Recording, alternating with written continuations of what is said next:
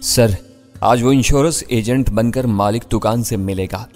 दुकान में होने वाले नुकसानात का तखमीना लगाने का बहाना करके वो उसे जहांगीर के घर का पता मालूम कर लेगा।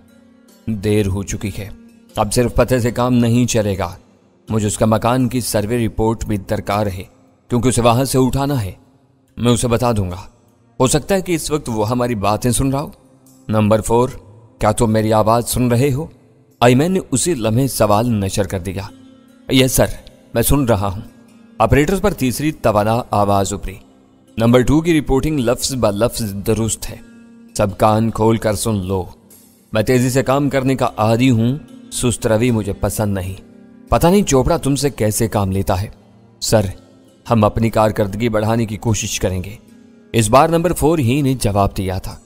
मुझे मालूम है कि चोपड़ा के अंदर हो जाने के बाद से तुम चारों जेरे जमीन चले गए हो। तुम्हारी अपनी मजबूरियां हैं, लेकिन मैं भी मजबूर हूं। मुझे जल्द से जल्द अपना काम खत्म करके वापस लौटना है। जहांगीर हमारा असल हदफ नहीं है। उसके जरिए हम डैनी को घेरेंगे। अगर तुम्हारे काम करने की रफ्तार यही रही तो महीनों की नौबत आ सकती है। तुम समझे मेरी बात? अब तुमको शिकायत नहीं होगी। दोहरे धमाकों के बाद यहाँ की पूरी इंतजामी मशीनरी हरकत में आ गई थी। इधर चोपड़ा जी अंदर हो चुके थे। हम बहुत मुश्किल वक्त से गुजर रहे हैं। मैं इस वक्त एक कदागर का रूप धारे हुए हूँ। रात होती है तो किसी पुलिया के नीचे ठिकाना बना लेता हूँ। धमाकों का तसलसल बरकरार रखो ताकि यहाँ वाले इसी चक्कर में उलझे रहें और तुमको दूसरे काम निपटाने का मौका मिल जाए। आईमैन की आवाज धीमी मगर मजीद ताकमाना हो गई। हमारे पास सिर्फ 3 बम रह गए हैं। कदागर के रूप में फिरने वाले नंबर 4 का वो इंकशाफ लर्जाखेज था। इसके बाद सन्नाटा हो जाएगा। चोपड़ा जी के हट जाने से हमारी सप्लाई लाइन कट गई है। हम तुम्हारे मोहताज हो गए हैं। अच्छा हुआ कि तुमने ये बात वाजे कर दी। मैं तुम्हें जरूरत की हर चीज मुहैया करूंगा। हो सके तो तुम एक ही दिन में 3 बम इस्तेमाल कर डालो। पूरा शहर हिल कर रह जाएगा। सप्लाई लाइन कट जाने की वजह से हम तजब्जब में थे। तुम्हारी यकीन दहानी के बाद ऐसा ही होगा। हम दोनों मुसलसल एक दूसरे की तरफ देख रहे थे। ट्रांसमीटर पर होने वाली वो खून आशाम गुफ्तगू हमारे लिए खौफनाक थी। हमारी मिट्टी के दुश्मन हमारे लोगों के लहू से होली खेलने की बातें कर रहे थे और हम बेबसी से वो सब सुनने पर मजबूर थे। आईमैन शायद पाकिस्तानियों के खून का प्यासा था। वो शहर में बमों के मजीद धमाके कराना चाह रहा था। उसे इस बात से कोई गर्ज नहीं थी कि वो धमाके कहाँ किए जाएं। इस बारे में उसने राह के एजेंटों को खुली छूट दे दी थी। वो खुद हमसे बचने के लिए बेसुरो सामानी के आलम में शहर में भागा फिर रहा था, मगर राह वालों को असलहे की भरपूर फराहमी के यकीन दहानी करा रहा था। यह अंदाजा लगाना दुश्वार नहीं था कि वो अपने पुष्ट पनाहों और सरपरस्तों के बलबूते पर वो हर्जा सराई कर रहा था। उसे पूरा यकीन था कि उसके मजमूम मकासद के लिए पाकिस्तान में मौजूद वो असलहा आसानी से मिल जाएगा जो अमरीकियों की तहवील में था, क्योंकि वो खुद इस पोजीशन में नहीं रहा था कि अपनी कमीनगाह से निकलकर खुले बाजार से एक नारंगी भी खरीद सके। ये काम कब तक हो जाएगा? आईमैन अपने गुलाम से पूछ रहा था। तुमने हुक्म दिया है, ये काम जल्द अज जल्द हो जाएगा। तुम बेफिक्र रहो। इस बार नंबर 4 की आवाज में खुद एतमादी थी। ये काम किसी बारोनक और भरे पूरे इलाके में होना चाहिए जहां दूर दूर तक लाशों के चीथड़े बिखरे हुए नजर आए। आईमैन के वो वहशियाना और खून आशाम अल्फाज सुनकर मैं अंदर से दहल कर रह गया। उसे बेगुनाहों के खून की हुर्मत का जरा भी पास नहीं था। वो यहूदी नस्ल था और पाकिस्तानी मुसलमानों के खून से अपनी प्यास बुझाने के लिए बेचैन नजर आ रहा था। यहूदी मुसलमान की जान का और ईसाई ईमान का दुश्मन होता है। चंद घंटों में वो दोनों बातें दुरुस्त साबित हो चुकी थीं। मैं डेविड राह के एजेंटों को हमारे खून की होली खेलने पर उकसा रहा था, जबकि थोड़ी देर पहले निक पाकिस्तान में शराब, शबाब और बेहयाई पर पाबंदियों के खिलाफ एहतजाज कर रहा था। मैं यहूदी था और निक ईसाई। दोनों की अपनी अपनी सोच थी जो जानो ईमान की मेज़ान पर पूरी उतर रही थी। ये पाबंदी आयद ना करो तो बेहतर है। नंबर 4 के अल्फाज मेरे कानों में उम्मीद के नवेद बनकर गूंजे। वो आईमैन से कह रहा था, बारोनक इलाके में धमाका करके निकलना दुश्वार हो जाएगा। जहां भी मौका मिला हम अपनी कार्रवाई कर गुजरेंगे। खून जरूर बहेगा, बस हम अपनी हिफाजत को मुकद्दम रखेंगे। इतनी आज़ादी मांग रहे हो तो यह काम आज ही हो जाना चाहिए। इस बार आईमैन की आवाज यूं पुरसकून थी जैसे उसे इसका पसंदीदा खिलौना मिलने की खुशखबरी सुना दी गई हो। हम तीनों अपनी पूरी कोशिश करेंगे कि कराची की फिजा खून और बारूद की बू से भर जाए। इस बार नंबर 4 ने अल्फाज से खेलकर अपने आका को खुश करने की कोशिश की थी। पाकिस्तानी बहुत चालाक और फुर्तीले बनते हैं। इनको सबक सिखाना जरूरी हो गया है। अब मैं किसी अच्छी खबर के बाद तुमसे राब्ता करूंगा। यकायक इंसानी आवाजें मालूम हो गई और ट्रांसमीटर पर हल्का हल्का रेडियाई शोर गूंजता रह गया। शर्मनाक, इसका दिमाग उलट चुका है। जलाल गुस्से में मेज पर मुक्का मार कर बोला, मैं इस खूनी खेल को कामयाब नहीं होने दूंगा। वो चारों रोपोश हैं, हम उनका क्या बिगाड़ सकते हैं? मैंने मायूसी से कहा। डैनी, मैं तुम्हारा शुक्रगुजार हूं कि तुम्हारे एहमान पर मैंने ये ऑपरेटस हासिल कर लिया और इस पर बरवक्त इनके नापाक अजाइम की कहानी सुन ली। वो यक बयक जज्बाती हो गया। मैं इनके धमाकों को रोकने के लिए अपने सर धड़ की बाजी लगा दूंगा। शहर में आज रेड अलर्ट होगी। मैं खुद सड़कों का गश्त करूंगा। रेड अलर्ट जरूर होनी चाहिए, मैंने गहरी संजीदगी से कहा। बाकी बातें जज्बाती हैं। तुम्हें क्या पता कि वो दरिंदे किधर का रुख करेंगे? फिर मैं ऑपरेटर्स पर बेंडेविड से खुद बात करता हूँ। जलाल बिफरने लगा। मैं इसे बता दूंगा कि आज शहर में कोई वारदात हुई तो रात ढलने से पहले उसका बदला लिया जाएगा। C9 इसका मक्तल बना दिया जाएगा। वो वहां से जिंदा नहीं निकल सकेगा। जज्बात के रोह में उसका जहन गलत राह पर चल निकला था। आईमैन को पकड़ने के लिए जरूरी था कि उसे इस बात की हवा भी न लगे कि हमें C9 के बारे में मालूम हो चुका था। डिफेंस के कमर्शियल इलाकों में 10-20 इमारतों की ऊपरी मंजिलों पर रहने वालों की छानबीन का काम ज्यादा मुश्किल नहीं होना चाहिए था। सिर्फ चंद घंटों में पता चल सकता था कि आईमैन किस इलाके के C9 में रोपोश हो सकता था। एक बार इसका वो ठिकाना हमारे इल्म में आ जाता तो उसके गले में तोक डालकर इसे मजबूर किया जा सकता था कि वो राग एजेंटों को दरिंदगी से रोकने के लिए ट्रांसमीटर पर इनसे बात करे। जलाल एक नाजुक और हिसास पेशे से वाबस्ता होने के बावजूद साफ सुथरे पेशावराना मुकाबले का कायल था। राग के 2 एजेंटों से बेंडेविड के खून आशाम मुज़ाकरात सुनने के बाद वो इस कदर मुश्तैल हुआ कि देर तक इंतहा पसंदाना बातें करके अपने दिल की भड़ास निकालता रहा और मैं महज उसकी दिलजोई के लिए उसकी हाँ में हाँ मिलाता रहा। कमाल की बात यह थी कि जलाल के इंतहा पसंदी में भी खुली खूनरेजी का कोई तज़किरा नहीं था। शाही आईबी की पॉलिसी ना होती, लेकिन गुस्से में यह कह सकता था कि कराची में कुछ हुआ तो इसके आदमी दिल्ली या कोलकाता के शहरियों से इसका इंतकाम लेंगे, लेकिन ऐसी कोई बात उसकी जुबान पर नहीं आई। वाईमैन और रा के एजेंटों के सर कुचलने की बात बार बार दोहराता रहा। वक्त गुस्से को बहुत आराम से भेजाता है। आखिरकार जलाल का गुस्सा भी तशवीश में ढल गया। तुम इतनी देर से बैठे हूं हाँ कर रहे हो, इन्हें रोकने के लिए तुम्हारी क्या राय है? आखिर उसने पुरतशवीश आवाज में मुझे टोका। नंबर 4 ने आईमैन को खुश करने के लिए वो सारी बातें की हैं। दुश्मन की सरजमीन पर कोई बड़ी वारदात करने के लिए जिस दिल और जिगर की जरूरत होती है वो इनके पास नहीं है, मैंने कहा। दिल गुर्दा ना होने के बावजूद वो शहर में 2 धमाके कर चुके हैं, जलाल बोला। इनका नतीजा विजय की सूरत में ऊपर कैद है। इसमें हिम्मत और हौसला नाम को नहीं है। रंगे हाथों पकड़े जाने का खौफ आसान काम को भी मुश्किल बना देता है। तुम शहर में सिर्फ रेड अलर्ट डिक्लेयर करवा दो, रेडियो और टेलीविजन से चंद ऐलानात जारी करा दो। मुझे यकीन है कि राह के वो तीनों चूहे अपनी बिलों से बाहर आने की हिम्मत नहीं करेंगे। जलाल ने चंद सानियों के लिए मेरी बात पर गौर किया, फिर सर हिलाते हुए फोन की तरफ मुतवज्जा हो गया। लाइन मिलने पर पता चला कि वो सिंध के होम सेक्रेटरी से बात करने वाला था। वो अपनी किसी बात में मुझसे कोई पर्दादारी नहीं करता था, लेकिन उसकी सरकारी फोन कॉल थी जिसमें मनसब के तकाजों के मुताबिक कुछ ऊंच नीच हो सकती थी। मैं अपनी जगह छोड़कर टहलता हुआ बाहर निकल गया। इस वक्त सद्दफ मैंशन का ग्राउंड फ्लोर कैदियों से खाली था। मैं सिगरेट सुलगाकर टहलता हुआ मुहाफिजों तक जा पहुंचा। वो दोनों मुअद्दब होकर अपनी जगहों से खड़े हो गए। मैंने उनकी मिजाज पुरसी की इब्तिदा से बात शुरू कर दी। शायद वो गुफ्तगू ज्यादा तूल पकड़ गई क्योंकि जलाल ऊंची आवाज में मुझे पुकार रहा था। 1 से 2 घंटे में काम मुकम्मल हो जाएगा। मेरे दफ्तर में पहुंचने के बाद उसने मुसर्रत अमेज लहजे में बताया, पूरे शहर की पुलिस थानों को छोड़कर सड़कों पर आ जाएगी। रेडियो और टेलीविजन से शहरियों को अगले 24 घंटों में दहशत गर्दी की किसी बड़ी वारदात से होशियार करने के ऐलानात किए जाएंगे। इन तैयारियों के बाद वो शायद ही बाहर निकलने की हिम्मत कर सकें। बस ये टाइमिंग खतरनाक है, मैंने मुस्कुरा कर कहा। बेंडेविड जरा सा भी ज़हीन है तो समझ लेगा कि उसकी गुफ्तगू कहीं सुनी गई है, जिसके नतीजे में ये तैयारियां की गई हैं। समझ ले, इससे हमें क्या फर्क पड़ेगा? इस वक्त मैं हर कीमत पर राह वालों को रोकना चाहता हूं। वो रुक जाएंगे अगर बेन ने यह अंदाजा लगा लिया कि विजय के साथ उसका ऑपरेटर्स भी मकामी हुकाम के कब्जे में आ चुका है तो ट्रांसमीटर का इस्तेमाल तर्क कर देगा। हर एक तुम्हारी तरह शातिर नहीं होता जो इतनी आसानी से सही अंदाजे लगा ले, वो हंस कर बोला। मेरा ख्याल है कि हमने उसकी बहुत खुली खुली गुफ्तगू सुनी है। नशेमंद से भागने के बाद वो पहली बार राह वालों से बात कर रहा था। आइंदा हम इससे ज्यादा भरपूर गुफ्तगू नहीं सुन सकेंगे। अपनी कई नाकामियों की वजह से उसके दिल में हमारे लिए नफरत पैदा हुई है। इससे पहले शायद उसने इतनी बड़ी तबाही फैलाने के बारे में नहीं सोचा होगा। मेरा दिल मुतमईन है कि मैंने तुम्हारे मशवरे पर सही तरीन कदम उठाया है। अब जो होना है वो होता रहे, मेरे दिल पर कोई बोझ नहीं रहेगा।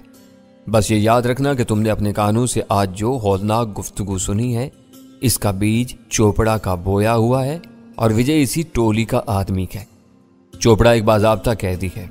4 दिन बाद उसका रिमांड खत्म होने वाला है, चाहे जिसमें एक तोसी और मिल जाए। इस दौरान में इसे मजीद सजा देने के बजाय मुझे इसकी टूटी हुई पसलियों पर तवज्जो देनी पड़ेगी। विजय के बारे में तुमने कुछ नहीं कहा। उसे खामोश पाकर मैंने टोका। विजय, वो आंखें चढ़ाकर खतरनाक अंदाज में मुस्कुराया। उसे खेलेंगे, वो मर भी गया तो फर्क नहीं पड़ेगा। उसकी गिरफ्तारी का कहीं कोई रिकॉर्ड नहीं है। हैरत है कि तुम इस वक्त अपने डिसिप्लिन के खिलाफ बोल रहे हो। मैंने क्या किया है? उसने हैरत से पूछा। वो हमारी तहवील में फितरी मौत भी मर सकता है, जरूर नहीं कि उसे मारा जाए। मैंने उससे बहस नहीं की, मैंने उसके तेवर भांप लिए थे। वो विजय के हक में जल्लाद साबित हो सकता था। पिछली रात तक सब कुछ सिमट कर आईमैन की जात में मरकूज था, लेकिन अमेरिकी कौंसल खाने से निकलने वाली 2 बख्तरबंद गाड़ियों के सफर के साथ वाकयात ने बहुत तेजी के साथ फैलाव इख्तियार करना शुरू कर दिया था और समझ में नहीं आ रहा था कि इसका अंजाम क्या होगा। एक तरफ प्रोफेसर डोनट ने बाहिमी एतमाद के नाम पर C9 की निशानदही की थी, जहां बेन डेविड रुपोश हो सकता था। फिर विजय के 3 साथी थे जो अपने बम्मों के साथ कराची में आज़ाद फिर रहे थे। यह हकीकत थी कि चोपड़ा की गिरफ्तारी के बाद वो दरबदर हो चुके थे। शहर में इनके लिए कोई जगह महफूज नहीं रही थी और वो अपने बचाव के लिए सवांग रचाकर फिरते रहने पर मजबूर हो गए थे। मगर बुनियादी नुक्ता यह था कि वह हमारी या कानून की गिरफ्त से दूर और आज़ाद थे और किसी भी वक्त शहर के किसी हिस्से में तबाही फैला सकते थे। जब तक वो हमारे हाथ न आ जाते, इनकी दहशतगर्दी की तलवार शहरियों के सर पर लटकती रहती। इनको पकड़ने का एक मौका उसी शाम 5 बजे आ सकता था। विजय के बयान के मुताबिक इन्हें इस वक्त फरे हाल के लान पर जमा होना था। वो लाजमी ड्यूटी नहीं थी। कोई खतरा भांप लेता तो मौका से गायब हो सकता था, मगर हमको वहां पूरी तैयारी के साथ मौजूद रहना था। त्रिपाठी, राजू और सेठी हमारे लिए सिर्फ नाम थे। हम में से कोई उन्हें नहीं पहचानता था। आईमैन ने अपनी सहूलत के लिए इन्हें नंबर दिए हुए थे। वो इन नंबरों को आवाज़ों से पहचानता था। इनमें से 2 आवाज़ें हम दोनों ने भी सुन ली थीं। मुझे उम्मीद थी कि इन आवाज़ों को हम आसानी से शनाख्त कर सकते थे। मसला सिर्फ यह था कि वो अफरेर हाल में कब बोलना शुरू करते। इन सब बातों से ज़्यादा तशवीश अंगेज खबर यह थी कि आईमैन के हुक्म पर रा का एक आदमी जहांगीर के घर तक पहुंचने की कोशिश कर रहा था। इसकी दुकान के कुर्बो जवार से रहायशी पते के हसूल में नाकामी के बाद उस शख्स ने बहुत सही रास्ते का इंतखाब किया था। वो किसी भी वक्त जहांगीर के दरवाजे पर दस्तक दे सकता था। वो मसाइल ही मसाइल थे जिनके हल के लिए सबका सर जोड़कर बैठना जरूरी था। मैं जलाल से ये बात नहीं कह सकता था। उसके साथ जो प्रोग्राम तय होना था वो हो चुका था। मैंने उससे रवानगी की इजाज़त चाही तो उसने हैरत से मेरी तरफ देखते हुए मेरा हाथ थाम लिया। क्या तुम मेरी किसी बात पर नाराज़ हो गए हो? तुम्हें यह नामाकूल ख्याल क्यों आ गया? मैंने जवाबी सवाल कर डाला। हमने अभी तक जहांगीर के बारे में कुछ नहीं तय किया और तुम जा रहे हो? उसने शिकवा किया। मैं उसकी सादगी पर हंस पड़ा। मेरा ख्याल था कि मैं तुम्हें पहले ही उसके बारे में बता चुका हूँ। इस इमारत का मरकजी सिक्योरिटी सिस्टम बहुत उम्दा है और STF का एक ना एक आदमी दिन रात वहां मौजूद रहता है। उसका मामला अव्वल खान के साथ मिलकर देख लूंगा। यह तुम्हारा ज़ाती फैसला है। फिर भी कोई ज़रूरत पेश आ जाए तो मैं हर वक्त मदद के लिए तैयार रहूंगा। उसने पेशकश की। रोका है तो ये बता दो कि शाम 5 बजे का क्या प्रोग्राम है? मैंने उठते हुए सवाल किया। ताज़ा तरीन हालात की रोशनी में वो उधर का रुख नहीं करेंगे, मगर मैं फिर भी पूरी तैयारी के साथ वहां जाऊंगा। इन तीनों खूनी दरिंदों की शनाख्त के लिए विजय मेरे साथ होगा। चाहो तो तुम और अव्वल खान भी दूर रहकर तमाशा देख सकते हो। मुझे वहां किसी कामयाबी की उम्मीद नहीं है। खड़े खड़े मैंने एक फौरी ख्याल के तहत कहा, जब इनके पास आईमैन के दिए हुए ऑपरेटर्स मौजूद हैं तो इन्हें फिर हाल में मिलने का प्रोग्राम तय करने की क्या जरूरत थी? तुम्हें यह ख्याल खासी देर से आया? उसने मुस्कुराते हुए जवाब दिया। MT-50 खास ट्रांसमीटर्स हैं जो अमरीकी अफवाज के कमांड एंड कंट्रोल सिस्टम के लिए खास तौर पर बनाए गए हैं। वो बराह रास्त बेन डेविड से हर वक्त बात कर सकते हैं। इसके जरिए आपस में बात भी हो सकती है, लेकिन बेन डेविड के दरमियान में आए बगैर बराह रास्त एक दूसरे से बात नहीं कर सकते। यानी विजय के ऑपरेटर्स पर बेन से बात की जा सकती है, त्रिपाठी वगैरह से रब्ता करना मुमकिन नहीं है। बिल्कुल यही बात है। मैं ये बात जानता था, इसलिए मैंने इस बारे में विजय से कोई सवाल करने की जरूरत नहीं समझी। यह बहुत अजीब सी बात है। इस सिस्टम की क्या अफादियत हो सकती है? जब इनमें आपस में राब्ते की कोई सूरत नहीं है तो फिर नंबर 4 को यह कैसे मालूम हुआ कि नंबर 1 जहांगीर के घर का सुराग लगाने के लिए निकला हुआ है? मेरे पास अगला सवाल तैयार था। इस वक्त तुम बाल की खाल निकाल रहे हो? जलाल फीकी सी हंसी के साथ बोला। हो सकता है कि वो दोनों एक साथ ही हों। बहरहाल MT50 का सिस्टम यही है जो मैंने बताया है। फुर्सत के औकात में वायरलेस ट्रांसमीटर पर अपने दूर उफ्तादा दोस्तों से गपशप लड़ाना फौजियों का एक मामूल होता है। MT50 सीरीज में ऐसी कोई गुंजाइश नहीं है। हर मुतलका शख्स हर लम्हे अपने कमांडर के बराह रास्त दस्तरस में रहता है। जदीद फौजी निज़ाम में 1 सेकंड की ताखीर भी बाज़ भयानक नताइज पैदा कर सकती है। यह सिस्टम इस खामी से पाक होता है।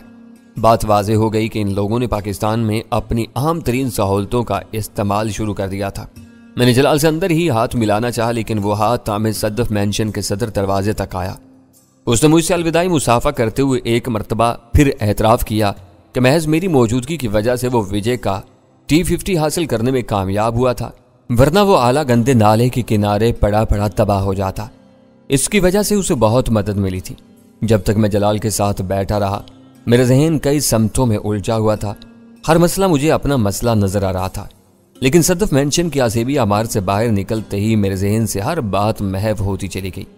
दिमाग में सिर्फ जहांगीर का नाम एक बहुत बड़ा सवालिया निशान बनकर चकरा रहा था। मेरे जहन पर जहांगीर को दरपेश खतरे का दबाव इतना शदीद था कि मैंने घर वापस जाने के बजाय गाड़ी क्लिफ्टन के रास्ते पर डाल दी। अमारत में कदम रखते ही मैंने STF के बावर्दी और मुसल्ला जवान को पहचान लिया, जो सिक्योरिटी डेस्क के करीब एक कुर्सी पर बैठा हुआ था। वो मुझे अव्वल खान के दोस्त की हैसियत से अच्छी तरह पहचानता था, लेकिन इस मौका के लिहाज से उसने कोई गैर मामूली तपाक दिखाने के बजाय सर को हल्की सी जुम्बिश से सलाम करने पर अक्तिफा किया। सिक्योरिटी डेस्क वाले मुहाफिज ने मेरा नाम पूछकर इंटरकॉम पर जहांगीर के फ्लैट से राब्ता किया। मेरे लिए डैनी का नाम इस कदर मारूफ हो चुका था कि अपना असल नाम मुझे अजनबी सा लगता था, मगर मैं जहांगीर की इमारत में दाखिले के लिए हमेशा अपना नाम ही बताया करता था। ऊपर से इजाजत पाकर सिक्योरिटी अफसर ने लिफ्ट की तरफ हाथ उठा दिया। अव्वल खान से तय हुआ था कि इसका आदमी इमारत के बाहर रहकर निगरानी करेगा। वो कोई माकूल बंदोबस्त नहीं था। बाहर खड़े हुए गार्ड को दबीज शीशों की दीवार के पीछे रूनमा होने वाली सूरत हाल का सही अंदाजा नहीं हो सकता था। मुझे ये देखकर खुशी हुई कि अव्वल खान ने कोई जोड़ तोड़ करके अपने आदमी को सही तरीन मकाम पर मामूर कर दिया था। लिफ्ट के बजाय मैं मुख्तसर से जीने तय करके ऊपर पहुंचा तो साड़ी में मलबूस सलमा अपने फ्लैट का दरवाजा खोले मेरी मुंतजिर थी। पूरी तैयारी में हो? क्या कहीं जाने का इरादा है? मैंने उसका सरतापा नाकदाना जायजा लेते हुए कहा। अंदर आ जाओ, आजकल एक नई कहानी चल रही है। मुझे हर वक्त पूरा बनाव श्रृंगार करके तैयार रहने का हुक्म मिला हुआ है, उसने हंसते हुए बताया। सलमा की जुबानी उससे ज्यादा जानने की नौबत नहीं आ सकी, क्योंकि जहांगीर ड्राइंग रूम से बरामद होकर मुझसे राहदारी ही में अचानक बगल की रोका। यार, आज तो कोई बड़ा दिन है कि तुम यहाँ नजर आ रहे हो। मुझे मालूम होता कि यह दुआ की कबूलियत का वक्त है तो कोई ढंग की दुआ मांगता। सोचा भी तो क्या सोचा कि काश तुम आ जाओ और तुम आ गए। बुरा लग रहा हो तो मैं वापस चला जाता हूँ, कोई दूसरी दुआ मांग लो, शायद कोई खूबसूरत बंजारन आ जाए। मैंने उसके कान में सरगोशी की। इस वक्त सलमा हमें मुआनका में मसरूफ छोड़कर आगे निकल चुकी थी। सुभान अल्लाह, कैसी अच्छी बात कही तुमने, वो झूम कर बोला। तुम गायब हो जाते हो तो मैं ऐसी दुआओं को तरस जाता हूँ। वो मुझे गर्मजोशी के साथ अपने ड्राइंग रूम में ले गया। सबसे पहले तो मैं हाथ जोड़कर मुआफ़ी चाहता हूँ कि मेरी वजह से तुम्हारी दुकान को आग लगी। उसे भूल जाओ यार, मुझे उस बच्चे का कल्क है जो उस आग में जल कर मर गया। वो कौन जालिम लोग थे जिन्होंने किसी की जान की परवाह किए बगैर दुकान को आग लगा दी। इन्हीं की तलाश में लगा हुआ हूँ। तुम गए थे अपनी जली हुई दुकान का मलबा देखने, जो चल गया उसे क्या रोना। उसने बरजस्ता अपना एक मुहावरा ईजाद कर लिया। वहां जाकर बिला वजह दिल खराब करने से क्या फायदा होता। दुकान तुम्हारी अपनी थी या किराए पर ली हुई थी? मौका मुनासिब देखकर मैंने वो सवाल दाग दिया। उसके मुंह से अल्कोहल की बू जरूर आ रही थी, मगर खुशी की बात यह थी कि वो नशे में बेखुद नहीं था। सलमा से सुलह हो जाने के बाद उसके पीने की रफ्तार में नुमाया कमी आई थी। पगड़ी पर ली थी, 400 रुपए महीना किराया है उसका, उसने फखरिया लहजे में बताया। मालिक दुकान को तुम्हारे घर का पता तो मालूम नहीं है? मैंने उससे तस्दीक चाही। नहीं, उसको रसीद बदली के 20,000 देकर दुकान अपने नाम करा ली थी। घर से उसे क्या लेना था? वेरी गुड, फिर भी किसी अजनबी को ऊपर अपने फ्लैट में ना आने देना। नीचे सिक्योरिटी डेस्क के साथ अव्वल खान का एक मुसल्ला आदमी बैठा हुआ है। जरूरत पेश आने पर उसे तुम्हारी मदद करके दिली खुशी हासिल होगी। मैंने कहा, ये साले कौन लोग हैं जो मेरे पीछे लग गए हैं? उसने बुरा सा मुंह बनाकर पुरतशवीश लहजा में पूछा। दुकान को आग लगाने के बाद अब वो तुम्हारे घर की तलाश में है। तुम्हें किसी नए आदमी से मिलने की जरूरत है, न बाहर जाने की। बाहर तो खैर मैं जाता ही नहीं, शराब से सब्जी तक हर चीज सलमा लेकर आती है, उसने बेपरवाही से कहा। खुदा तुमको गारत करे, तुम्हारे लिए शराब भी वो खरीद कर लाती है? मैंने मुलामत अमेज लहजे में कहा। उसे ज्यादा दूर नहीं जाना पड़ता। जहांगीर ने अपनी सफाई पेश की।